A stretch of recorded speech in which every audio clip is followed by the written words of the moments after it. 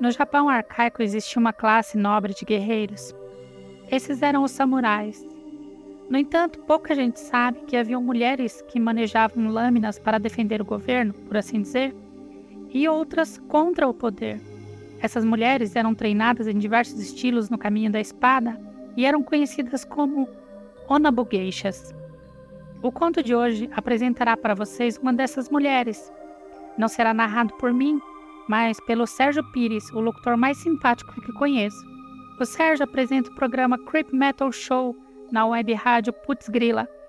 E esse programa vai ao ar todas as sextas-feiras, às 20 horas pelo horário de Brasília. Este programa tem o apoio da Pura Elegância Modas e da Boutique 5 Sentidos. Se você gosta do Contos da Pel, considere se tornar um apoiador pelo PicPay ou pelo Padrim. Basta procurar por Contos da Pel e fazer a sua contribuição. Isso nos ajudará muito mesmo. Eu sou Priscila Elspeth e esse é o Contos da Pel, que você pode seguir no Spotify ou no YouTube. E sem mais delongas, vamos ao conto de hoje, que é Akai Arashi.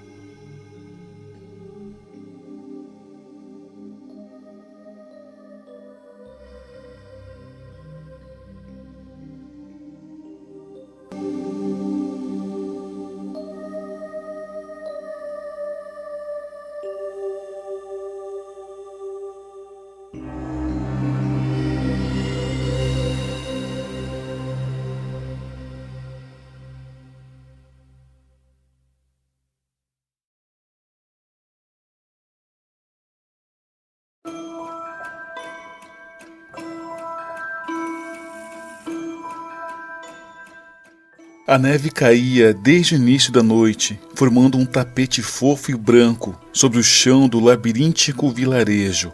As casas eram construídas de madeira escura e telhados aos moldes pagodais para evitar o acúmulo de neve. O homem que caminhava solitário pela escuridão da congelante madrugada estava agarrado aos próprios ombros na inútil tentativa de manter-se aquecido. Tinha o rosto lavado por lágrimas e o kimono manchado de sangue. Seus passos trôpegos deixavam marcas enviesadas na superfície alva, como se ele fosse um bêbado qualquer. O homem em questão trazia um embrulho fino e longo atado às costas. O pano grosso e encardido indicava que era antigo, mas não desprezível. A qualidade do tecido era reconhecida por conta de antigos símbolos pintados à mão sobre toda a sua extensão. Os resmungos misturados ao sussurro choroso ecoavam pelos becos, atraindo a atenção de animais noturnos e sombras sorrateiras. O cheiro de sangue atraía para seu encalço cães famintos que confundiam o sangue humano com o de presas menores. O homem chegou até a última casa daquela rua estreita, escura e isolada. Chocou-se contra a parede e esmurrou a porta enquanto expelia baba, juntamente com urros lamuriosos, impelidos pelo pranto quase infantil. Nenhum movimento foi ouvido no interior da casa. Ele continuou esmurrando e berrando. Sentiu-se fraco e com as pernas congelando. Ajoelhou-se e apoiou a testa na porta enquanto aguardava ser atendido. Vagarosamente, uma luz bruxuleante surgiu no interior da casa e aproximou-se da porta. Ouviu-se o som de trancas sendo retiradas e, por fim, a porta abriu-se, não totalmente. Apenas uma fresta por onde se via um rosto enrugado, parcialmente iluminado pela chama de uma corda mergulhada em óleo queimado e expulsando parte das trevas que envolvia ambos. "Precisa me ajudar", disse o homem olhando para aquele par de olhos sisudos. "Precisa me ajudar, Hiseibata." "Lamento, senhor. Não tenho conhecimentos médicos e, pelo que vejo, é disso que precisa." Não, não, escute. Precisa me ajudar. Eu estou implorando. É melhor o senhor ir. Está bem tarde e eu sou apenas uma velha que não dispõe de muitos recursos. Disse a anciã empurrando a porta, mas o braço do homem lançado para dentro a impediu de trancá-la. Eu sei que você é. É a Kayarashi.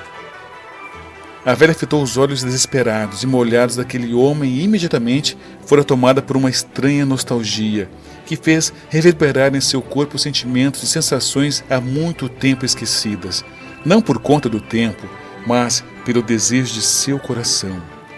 Ela olhou para a rua e viu uma pequena matilha canídea, faminta, esperando que o homem ficasse sozinho para atacarem-no.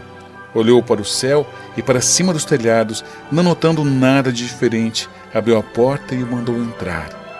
O homem sentou-se sob uma almofada largada no chão e tomou o gole d'água que lhe foi prontamente oferecido. Depois de agradecer, ele respirou fundo e, olhando-a com nítida demonstração de alívio, disse: Me desculpe por tê-la incomodado tão tarde. É que estou desesperado e não tinha mais a quem recorrer. Por que não diz logo o motivo dessa visita? Preciso dos seus serviços. Necessito que resgate uma pessoa sequestrada. A anciã sorriu e mirou o chão de maneira descontraída. Olhe para mim. Acha que pareço um membro da força policial? Sou apenas uma velha que vende chá para se sustentar. Não tenho como ajudar ninguém. Ele retirou o embrulho atado às costas e colocou no chão, logo à frente da mulher. Ela leu as inscrições sobre o tecido e comprimiu os lábios. Aquelas eram palavras que ela julgava nunca mais ler ou ouvir. A lâmina que cria uma tempestade vermelha ao ser brandida é capaz de rasgar os céus e a terra. Onde encontrou isso? Era do meu pai. Ele disse que ganhou de uma velha amiga pouco antes da instauração desse infame governo Meiji. Deve-se lembrar dele, Mizumo no Hanabira. A menção àquele nome fez-a estremecer. Não ouvia há tempos. Era o codinome de um antigo parceiro de lutas, um antigo amor, um grande amigo e um excelente espadachim. Ela encarou o embrulho por algum tempo, e então, com movimentos lentos e hesitantes, abriu o tecido para averiguar a naginata com cabo desmontável, forjada por ela mesma, numa época em que tinha mãos sedosas e firmes. Ele está morto? Perguntou ela, observando a semelhança do homem à sua frente com o falecido pai. Sim, está. Shadow de Biru matou, queria a todo custo essa lâmina, mas como não obteve, invadiu nossa casa e matou todas as pessoas que conseguiu. Deixou-me vivo com a missão de recuperar a lâmina e entregar a ele em troca da liberdade de minha pequena filha. Então se trata de uma criança.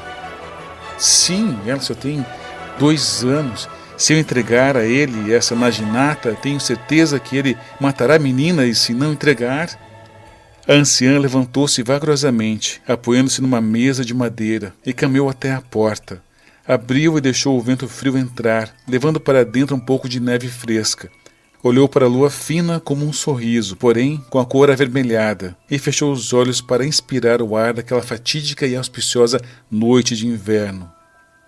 Shadow de Biru não pode dessa lâmina. Eu a forjei banhada no sangue de valorosos guerreiros. O sangue impregnou-se ao metal, dando-lhe essa cor avermelhada. Por conta disso, quem a empunha invariavelmente evoca as habilidades dos espíritos nela contidos. Se a pessoa não tiver um coração puro, certamente será corrompida por esse poder e causará um imenso mal a esse mundo. Está dispensado, cumpriu sua missão. Trarei a criança de volta amanhã pela manhã. Amanhã? Mas ele tem um exército e provavelmente espera ser atacado. Você não pode ir lá sozinha. Não está pensando em negociar com ele, não é? Os detalhes ficam para mim.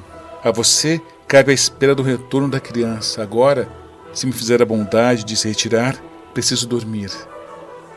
O homem agradeceu e deixou a casa da velha senhora com um largo sorriso estampado na face, a mesma que estivera lavada por salgadas e gélidas lágrimas até poucos minutos antes.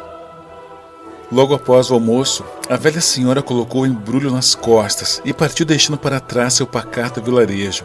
Seu destino era um casarão no alto da montanha, uma propriedade guarnecida e estrategicamente construída, para se ter visão de todo o vale ao seu redor. Levaria o restante do dia para chegar. Teria poucas horas para encontrar a menina e colocar um fim naquela ameaça. Depois, retornaria para casa pouco antes do amanhecer. Estava tudo muito bem definido em sua mente guerreira. Cada passo que dava para mais perto da montanha era um mergulho mais profundo em direção ao passado. Logo, sua mente estava imersa em memórias e capturada por um turbilhão de sensações desconfortáveis. O horror da guerra mancha as almas das pessoas de modo muito peculiar. São como uma ferida que nunca se cicatriza completamente. São como dores excruciantes que laceram o espírito e fazem a carne tremer e sangrar, mesmo sem um corte físico. Trazem um gosto amargo à boca e turva a visão, roubando pensamentos felizes e os ínfimos prazeres da vida. Seus passos incertos e curtos a levaram a montanha acima. Assim que a lua surgiu no céu, ela chegou ao topo e deparou-se com os portões da propriedade abertos, um claro sinal de que já era aguardada. Em tempos idos, fora uma hábil guerreira e temida nos campos de batalha, talvez a mais feroz Ona Bugeisha de sua época, e certos costumes nunca morrem. Ela desembrulhou a arma e a montou sem preocupação. Segurando-a numa das mãos, entrou caminhando airosa e confiante. Um grupo de 5 homens saiu das sombras, revelando seus uniformes azuis com emblemas metálicos em cor dourada, típicos cães treinados pelo governo, mas que servem a quem paga mais, sem nenhum pingo de honra, respeito e lealdade. "Maldição! É a Kayarashi!"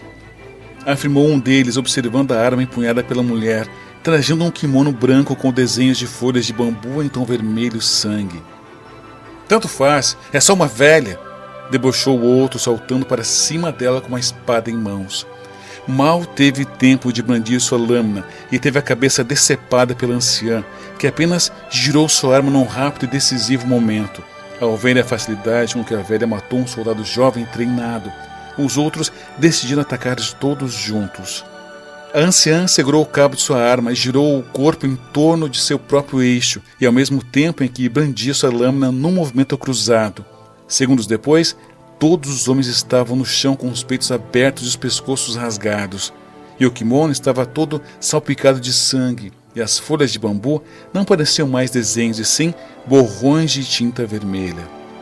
O segundo grupo era maior e melhor treinado. Rendeu uma luta de 10 segundos e a anciã derramou uma gota de suor. O grupo seguinte era mais diversificado. Tinham armas exóticas e estilos de luta diferentes, aprendidos em vários lugares do mundo. Foram necessários 2 minutos para acabar com todos eles. E ao passar por cima dos corpos, seu kimono só tinha os ombros de tonalidade branca. Todo o resto do tecido estava rubro e gotejando, mais pesado e desconfortável, exatamente como ela gostava. Os grupos seguintes foram mais divertidos, tinham armas de fogo e até ninjas, rendiam um bom treino de 10 minutos e um indesejado corte no punho do kimono. Aquilo a deixou um pouco triste e ainda mais furiosa.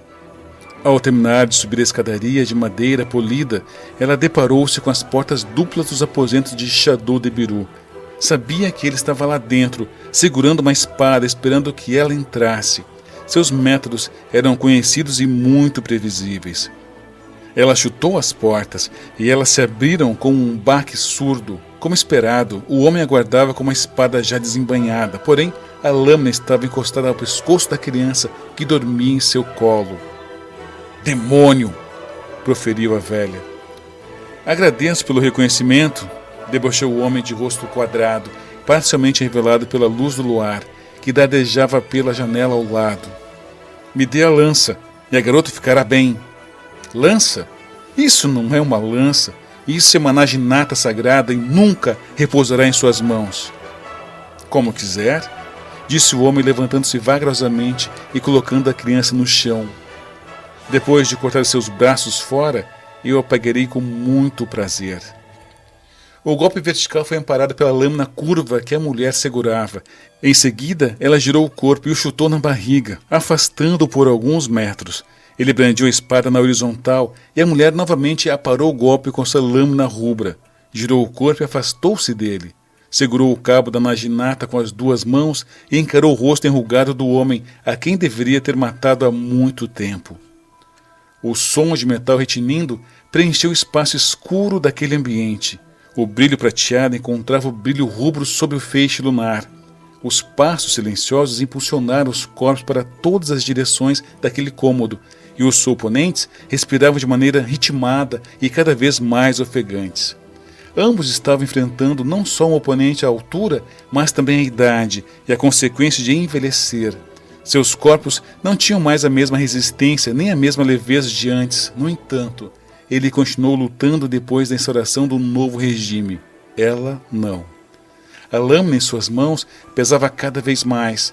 Ela estava ofegante e nitidamente mais lenta que ele, mas tinha um objetivo e não podia falhar. Ele ergueu a espada e se preparou para sua última investida. Ela precisava acabar com a luta no próximo golpe. Afastou os pés, curvou os joelhos, ergueu a lâmina e apontou para frente com um fio virado para cima. Seus olhos estavam rentes ao cabo, como se ela segurasse uma arma de fogo de longo alcance. Ele urrou e correu em sua direção. Ela guardou metodicamente, contou os passos dele, girou o corpo de lado para sair do golpe e o atacou pelas costas, rasgando-o da nuca até as nádegas. O corpo de Shadow de Beru caiu no chão inerte, e ela respirou fundo, largando a Naginata no chão, todo respingado de sangue.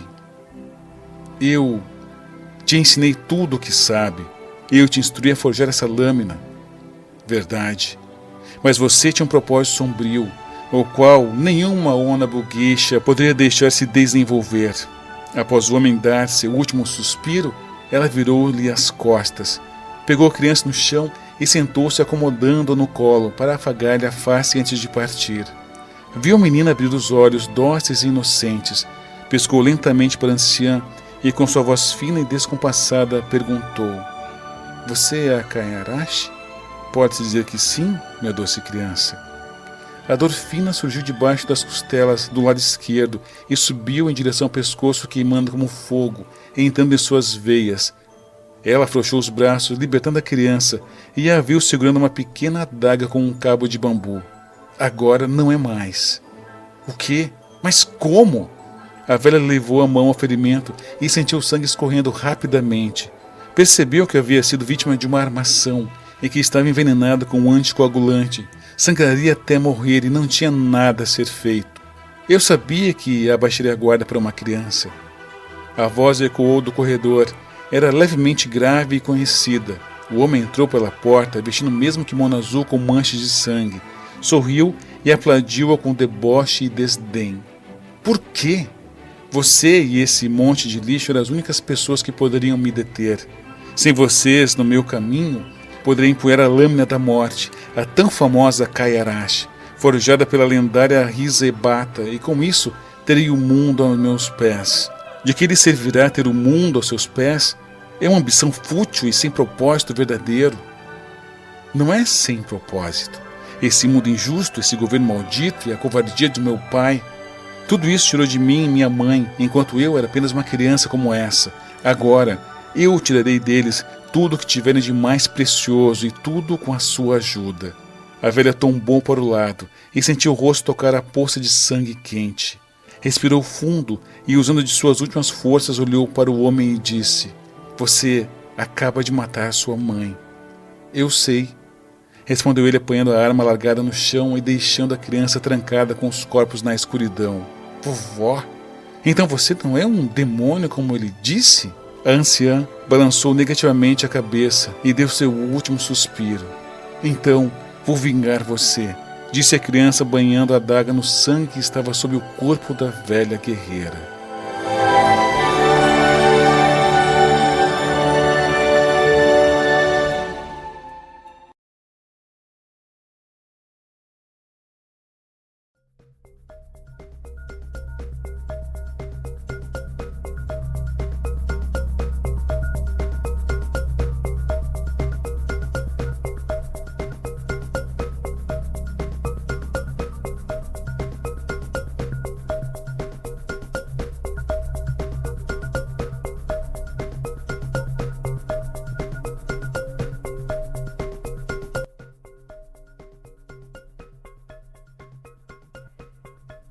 E esse foi o conto de hoje, pessoal. Espero que tenham gostado. Esse canal tem o objetivo de democratizar a literatura e oferecer um novo modo de consumir histórias. Às vezes, as pessoas têm pouco tempo para ler, as telas causam irritações nos olhos. Algumas pessoas não possuem visão para ler em telas e não é muito difícil ver aplicativos de leitura dando problema esporadicamente. Então, criei esse programa como uma alternativa de leitura para esses e outros casos. Ajude o programa a chegar a mais pessoas. Compartilhe o link. O conto que o Sérgio narrou está postado também na página do Creep Metal Show, lá no YouTube. Dê um likezinho lá para ajudar o canal, ok? Bem, esse conto ele foi escrito para participar de uma antologia. E aí, por falta de tempo de revisar, ele acabou ficando de fora. Mas depois eu editei e decidi enviar para o Sérgio para ser narrado especificamente no programa, né? E aí isso já faz um tempo. E agora eu faço uso do áudio para acrescentá-lo aqui ao meu podcast. Não esqueçam de curtir, compartilhar, de seguir. Não só o Contos da Pel, mas o Creep Metal Show também, tá bom? Hoje, na Dica Literária, eu apresento a vocês a autora Nancy Scarlett Ayala e a sua obra Eu a Vi em Paris.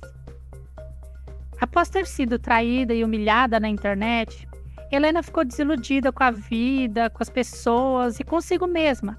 Até que um dia, durante uma viagem a Paris, ela conheceu Sabriel Reis e se tornou a musa inspiradora de seus maiores sucessos. O livro está disponível na forma digital e física. Vou deixar os links aqui para vocês, tá bom? E como eu já disse algumas vezes, eu também possuo livros e contos publicados na Amazon, no Scribd, de forma gratuita para quem não pode comprar ou baixar os livros, né? Então tem essa opção do Scribd também, que eu deixo alguns contos gratuitos lá, né? Mas caso você tenha o Kindle, tenha acesso aí, tenha uma condição de baixar esses livros, né?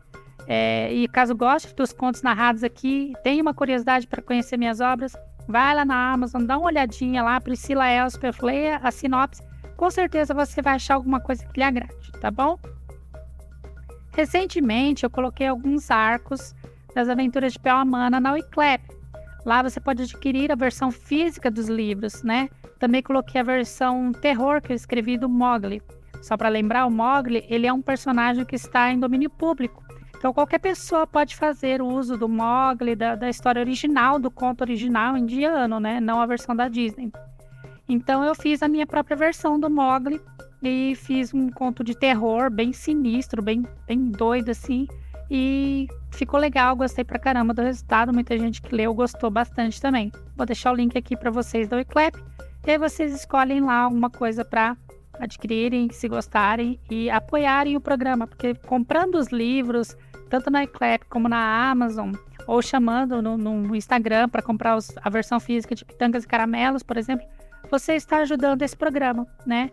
Mas se você quer apadrinhar, quer fazer um apadrinhamento mensal, tal, aí você pode procurar pelo PicPay ou pelo Padrim. É só procurar Contos da Pel e fazer a sua contribuição, que você vai estar ajudando demais. E se você gosta de praia, piscina, clube, você precisa conhecer as páginas da Pura Elegância Modas.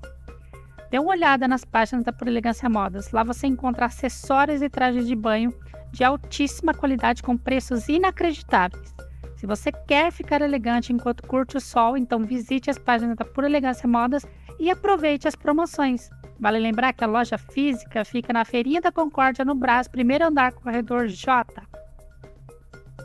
Já bateu aquela dúvida na hora de presentear alguém e você não conseguir decidir o que dá de presente? Se isso aconteceu com você, é porque você não conhece a Boutique 5 Sentidos. A Boutique 5 Sentidos é um novo conceito de presentear. Visite as páginas da Boutique 5 Sentidos. Lá as meninas vão te auxiliar a escolher o melhor presente para cada ocasião. Ótimo atendimento, produtos de qualidade e preços incríveis.